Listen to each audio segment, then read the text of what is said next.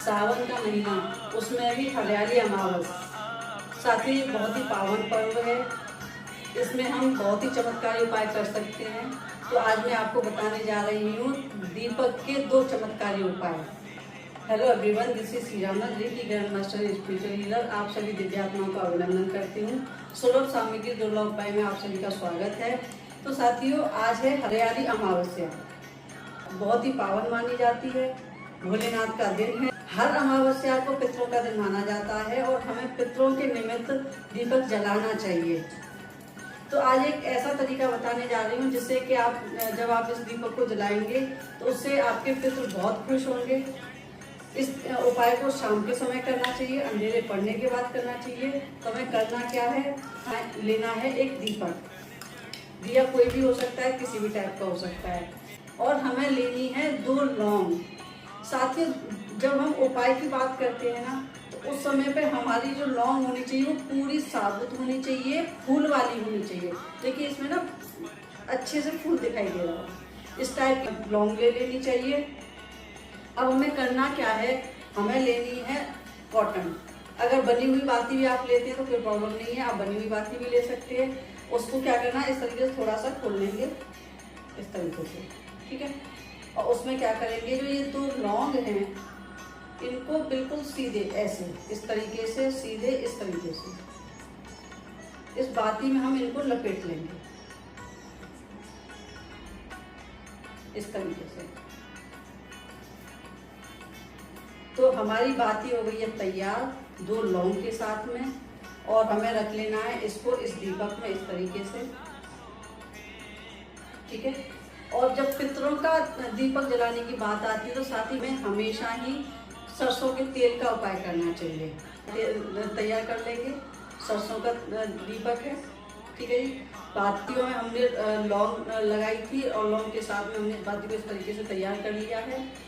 और इस बाती के दिए को हमें रखना है साउथ में, दक्षिण दिशा में, क्योंकि कहते हैं कि पितरों का स्थान हमेशा दक्षिण दिशा में होता है। तो आप अपने घर की दक्षिण दिशा में इस दीपक को शाम के समय जलाइएगा, आपके पितर खुश हो जाएंगे और जो भी आपके घर में समस्याएं चल रही हैं वो समाप्त होने लगेंगी।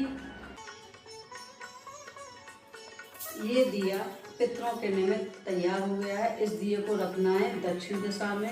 आपके घर में जहाँ भी दक्षिण दिशा हो उसमें आप इस दिए को रखें और अपने पितरों से प्रार्थना करें कि हमेशा अपना आशीर्वाद बनाए रखें, हम पर कृपा बनाए रखें। साथियों, मैं कहती हूँ कि पितरों के निमित्त जो दिया होता है ना, हर अमावस को रखना चाहिए।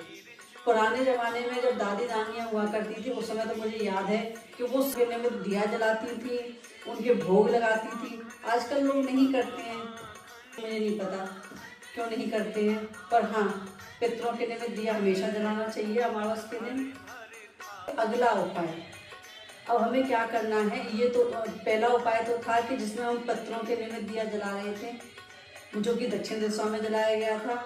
अब मैं बताने जा रही हूँ साथियों कि आज अमावस के दिन, क्योंकि अमावस के दिन ही न्यू मून होता है, तो हम उस दिन किसी भी चीज़ का बीज डालेंगे, किसी भी चीज़ को मैनिफेस्ट करेंगे तो वो बहुत जल्दी मैनिफेस्ट हो जाती है। कोई भी मनोकामना मांगते हैं तो वो मनोकामना बहुत ही जल्दी पूरी हो जाती है। तो उसके लिए हमें करना है एक थोड़ी चौड़ी कटोरी, मतलब थोड़ी सी चौड़ी होनी चाहिए, क्योंकि हमें उसमें अंदर कुछ लिखना है। और हमें लेना है घी, ठीक है। इस तरीके से उंगली पर रख लेंगे और इस उंगली से इस कटोरी में हमें ओम लिखना है। हो सकता है आपको ना दिखे, पर मैं कोशिश करूंगी कि आपको इसको दिखाने की। इस तरीके से कटोरी के पहले में हमें ओम लिख लेना है।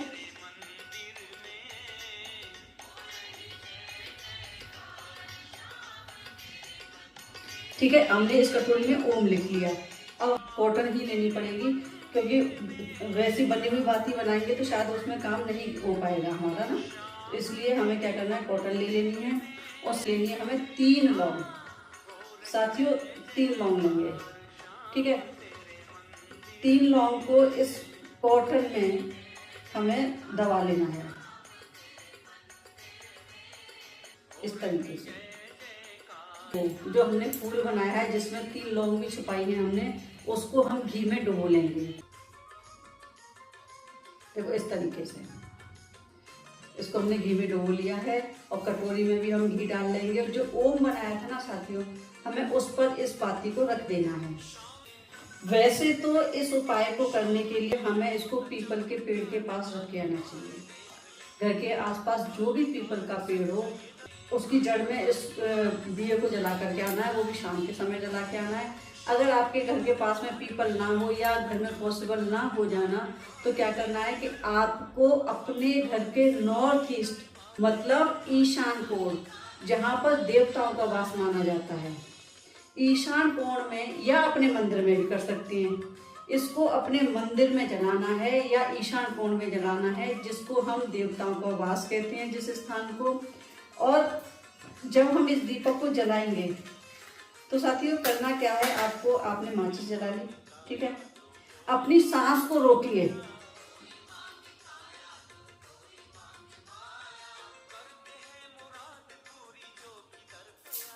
और सांस को रोक करके साथियों आपकी जो भी मनोकामना हो, जो भी आपकी विश हो, आप उसको कम से कम 3 बार बोलें, और अगर हो सके तो 11 बार बोलें तो और भी अच्छा है। सांस रोककर अगर आप अपनी विश को बोलते हैं या अपनी मनोकामना मांगते हैं, तो मैं कहती हूँ साथियों उस मनोकामना को पूर्ण होकर ना चांसेस बहुत ज़्यादा बढ़ जाते हैं, कई गुना बढ़ जाते हैं, और हमारी मनोकामना पूर्ण हो जाती है।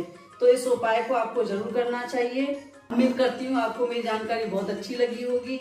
आपका धन्यवाद करती हूँ कि आप मेरे वीडियोस को ऐसे ही अपना प्यार दे रहे हैं। अगर आप नए हैं तो मेरे चैनल को सब्सक्राइब कर लीजिए, बेल आइकन को दबा दीजिए, और अगर आप पुराने हैं तो मेरे वीडियोस को शेयर कीजिए। वीडियो देखने के आपके लिए बहुत बहुत धन्यवाद। Thank you.